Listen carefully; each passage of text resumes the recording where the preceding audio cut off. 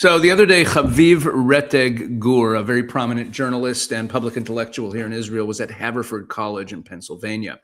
And he was heckled by some pro-Palestinian, anti-Israel hecklers who were challenging Israel's legitimacy in the land of Israel, Israel's right, Jews' right to the land of Israel.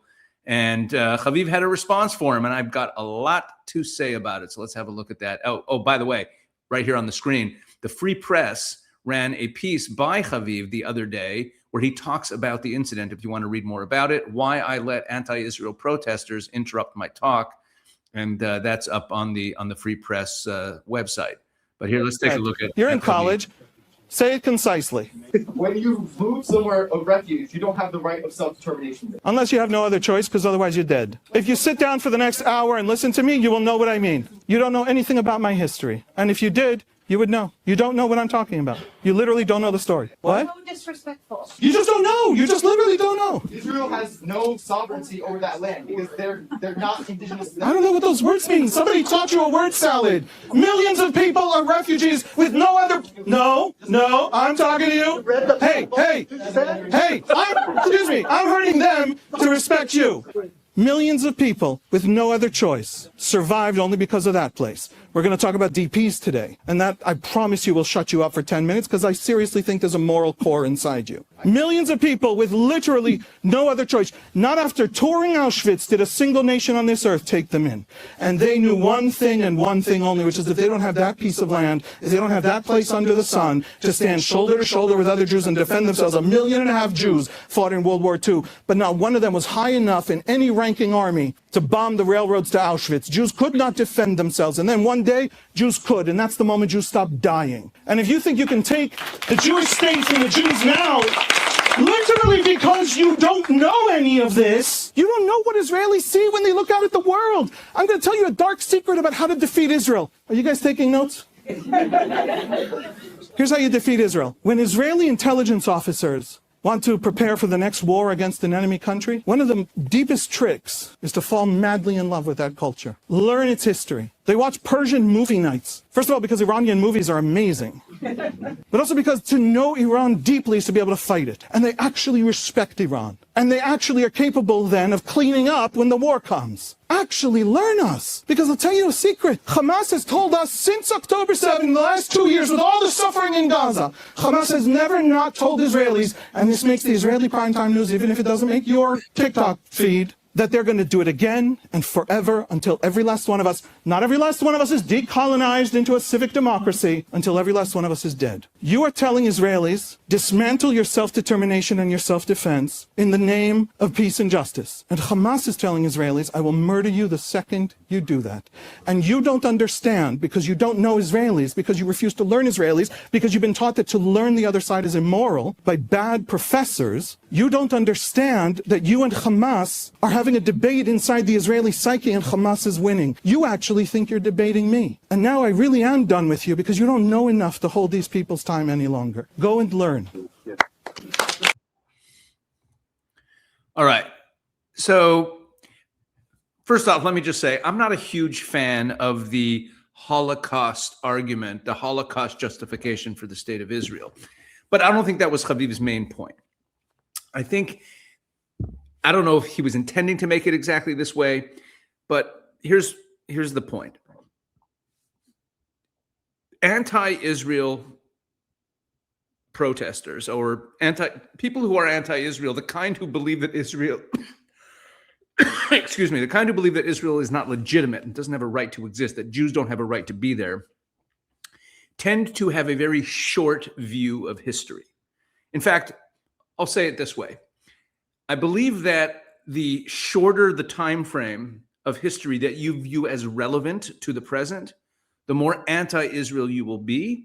The longer your view of history that you view as relevant to the present, the more pro-Israel you will be. So if you start history in 1967, you'll have one attitude about Israel. If you start history in 1948 or in 1848 or at the destruction of the temple in Jerusalem by the Romans or at Mount Sinai, however far back you go, the further back you go, the more pro-Israel you will be. So in the interest of this, making this point, I would like to give you a short history lesson about Israel. And especially responding to that heckler, the second time he interrupted him and he was saying that Israel doesn't have a right to sovereignty in the land of Israel, he also said, you're not indigenous. Now, indigenous means that you're the native people in the land. And he's saying that the Jews are not indigenous. So apparently this guy thinks that the Arabs there are indigenous, even though the Arabs did not make it to this part of the world, to Israel, to the Levant, until the 7th century. Anyway, let's take a look at a brief history of this. Okay, so I'm going to go all the way back to 1300 BC. Okay, the beginning of the Jews. Okay, from 1300 BC till 135 CE, the people of Israel, who were later known as Judeans or Jews, lived on and off in the land of Israel with independent sovereignty, again, on and off throughout that period, in between invasions by foreign powers. Now, in the 2nd century, the Romans crushed the last attempt at independent revolt by the Jews, and they conquered Jerusalem and Judea. And then the Romans renamed Judea Palestina. They invoked the name of the biblical enemy of Israel, the Philistines, who were already extinct by then. And their goal was to minimize Jewish identification with the land of Israel. Excuse me. Now, following the Arab-Muslim conquest of Judea in the 7th century, the name Palestine fell into disuse. Okay, so I jumped ahead to the 7th century. The Arab Muslims come in, they conquer it. No one uses the word Palestine anymore. It was a Roman word. To illustrate the point, the word Palestine does not appear even once in the Quran, even though there's a lot of discussion of locations around here. The word only came back into use by Christian crusaders in the 11th century. Moving ahead in time, under the Ottoman Empire, that's the Muslim empire coming out of Turkey, under the Ottoman Empire, which ruled most of what we know today as the Middle East for 400 years, the term Palestine was only used by European Christians, travelers, and others who would use the word Palestine to describe whatever was south of Syria, including what's today Jordan as well as Israel. It was a name of a region. There was no borders. Okay, here, let's take a look. Here's the Ottoman Empire.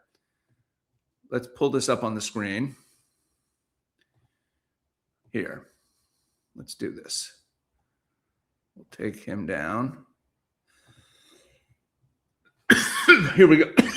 Here we go. The green you see on the screen is the Ottoman Empire, okay? Now, the cream color area here, that's just kind of no man's land, okay? It's all kind of desert, open area. There's no borders here. There's no separate countries. But this is also only the Ottoman Empire right near the end in 1914. In earlier parts of their 400-year rule, they covered a lot more of this area. But all the countries we know of in the Middle East today, right? Syria, Iraq, Jordan, Lebanon, all these countries with these borders in between them and these lines. You can even see the lines look like they're drawn on a piece of paper. They're not natural borders with these angles. All of these countries that you see here that we know today as the Middle East did not exist. They were just, this was just a territory. People migrated freely across it. There were no real borders in between. Yeah, and during that time, the Arab population didn't use the term Palestine. They just called everything Syria. So whatever is Israel or Jordan today was just southern Syria. So again, the Ottomans ruled over the Middle East from 1517 to 1917. During none of this time or at any time prior was there a nation or a state called Palestine. There was simply no group of people that referred to themselves this way. So if you hear someone talk about the Palestinian people, just ask them this question. Ask them to name a single ruler or leader of the Palestinian people from any point in history prior to the 20th century, prior to Yasser Arafat, okay, or Haj Amin al-Husseini, prior to the 20th century. But don't sit around waiting for an answer. They probably aren't going to have one. Now, there are countless artifacts and records that show extensive Jewish history in the land of Israel. There's not a single archaeological find that supports the existence of a Palestinian nation or a Palestinian state. Before Jewish development began in the late 19th century, the land was very empty, sparsely populated. We know this from traveler records and official government documents. In 1864, for example, the British consulate reported that Jerusalem's population was only about 15,000 people, more than half of which was Jewish. That's according to the British consulate in Jerusalem in the 1840s. The rest of it was split evenly between Muslims and Christians. Look, the truth is that most of the Arabs who call themselves Palestinians today don't even have long-term roots in the land that they claim. During the 28-year period, or the 27-year period of the British Mandate from 1920 to 1947, more than 100,000 Arabs emigrated from neighboring countries into Israel. Many of their descendants are today people that we call Palestinians, but they weren't there very long. In February 1919, okay, so it's right after the First World War, and there's going to be the Paris Peace Accords where they're going to divide up the Ottoman Empire. Okay, the Turks have been defeated. The French, the British, the Americans, they're going to get together, the Russians, they're going to have this Paris Peace Conference, and they're going to decide what to do with the Ottoman Empire. And the Arab Muslim Christian Association met in Jerusalem to choose a representative to go represent the Arabs of the region at the Paris Peace Conference. Okay? And they adopted the following resolution, that they came to the Paris Peace Conference as the official position of the Arabs of what we call Israel or Palestine or Israel and Jordan, okay? And here was their statement, quote, "We consider Palestine as part of Arab Syria, as it has never been separated from it at any time. We are connected with Syria by national, religious, linguistic, natural, economic, and geographical bonds." They were basically saying, we're Syrians. There's no such thing as a Palestine. Again, because the word Palestine was a Western Christian word. They rejected it. Now, out of the Paris Peace Accords came something called the King Crane Commission, led by the Americans, and their task was to investigate the situation in the formerly Ottoman-controlled territories, the green territories you see on the map. Okay, that was their job. They were supposed to meet with the people in the different areas and come back with a report. And in the King Crane Commission, it says in their report from the time that the Christian and Muslim Arabs opposed any plan to create a country called Palestine because it was viewed as a recognition of Zionist claims, because that term came from the British, who were pro-Zionist. So after these conferences and commissions, right, that's the 1919 Paris Peace Accords, and then we jump ahead. In 1922, the League of Nations takes the piece of the Ottoman Empire called Palestine, which was Jordan and Israel, what's Jordan and Israel today, and they give it to Great Britain, and they give it to the Englands to govern with the task of creating a Jewish homeland in Palestine, or in a part of Palestine. Okay, they were, meaning the British were tasked by the League of Nations to create that, and they then decided that everything to the east of the Jordan River would become an Arab state. That was 3/4 of the Palestine Mandate, and what's to the left of the river would be decided at a later date. So that's what created the kingdom of what was then called Transjordan, meaning the other side of the Jordan, okay, which then later was renamed to be called simply Jordan. Okay, so that's what was basically Palestinians. Okay, most of those inhabitants were Arabs who had been living in the areas that were called Palestine by the British, and therefore this was the partition of mandatory Palestine into two states, a Palestinian Arab state and a Palestinian Jewish state. But the Jewish state wasn't formed yet. It was going to be redivided again later. It should be noted, this is important, most of the Arab countries and the national identities in this region, as I said, they never existed before the 20th century. So when we talk about Jordanians or Syrians or Iraqis, look what I showed you here. None of those countries exist. They had never existed before. These are not real nationalities. These are just names of regions of the chopped up Ottoman Empire, and therefore these new countries took on those names. Borders between different areas were non-existent until after these Western diplomats came in after World War I. Okay, so to illustrate this point, in 1937, so now I'm jumping a little bit ahead, 1937, a local Arab leader in Israel, it wasn't Israel yet, in Palestine, excuse me, hold on. A local Arab leader, a guy by the name of Anibay Abdul Hadi, told the British Peel Commission, quote, "There is no such country as Palestine. Palestine is a term the Zionists invented." And he means British people, by the way, not just Jews. "There's no Palestine in the Bible. Our country was for centuries part of Syria." Okay, or there was a Princeton University professor, Philip Heaty, who was testifying after World War II to the Anglo-American Committee, 1946. And he said, quote, "There is no such thing as Palestine in history. Absolutely not." Okay, in the UN General Assembly in 1947, the representative of the Arabs, of the Arab Higher Committee, it represented the Arabs of Palestine in the United Nations. Okay? And he told them that Palestine was part of Syria and that the Arabs of Palestine are not a separate political entity. You know, they were basically saying we're part of Syria. There's no such thing as Palestine. They thought that accepting the term Palestine was accepting the Western definition of these territories. Bottom line is this. There's no such thing as a Palestinian people. There was never such a nation. The whole thing is a hoax. When did they start using the term? And then after the state of Israel was declared, they then made basically a propaganda decision to create a new identity called Palestinian as a way of rejecting the Jewish state and trying to destroy the Jewish state.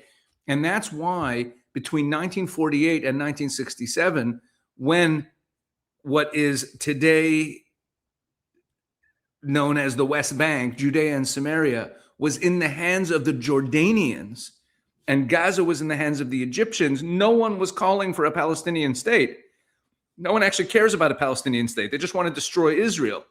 So after 1967 is when they started really ramping up the whole idea of Palestine as a way to have Arabs lay claim to the land of Israel. So there is my illustration of the point that the more history you know, the more you realize that the Jews have a right to the land of Israel and there's no such thing as a Palestinian people. If you start history 10 minutes ago, then there's the Palestinians who've been dispossessed from their land by these, colonialist Jews who came in after World War II. So, this is the truth of the situation, folks. And again, I'm not a huge fan of the Holocaust argument, but I think the larger argument is that we need to know our history, and knowing history, knowing the truth, ultimately leads us to the awareness that the Jewish people have every right to the land of Israel. Please drop a comment below. Let me know what you thought of this video. I hope it was helpful, and please spread the word about the channel. We're still building it out, and we appreciate all of the help, likes and subscriptions and shares. And please check out all the content we're putting up at Israel 365 News. God bless.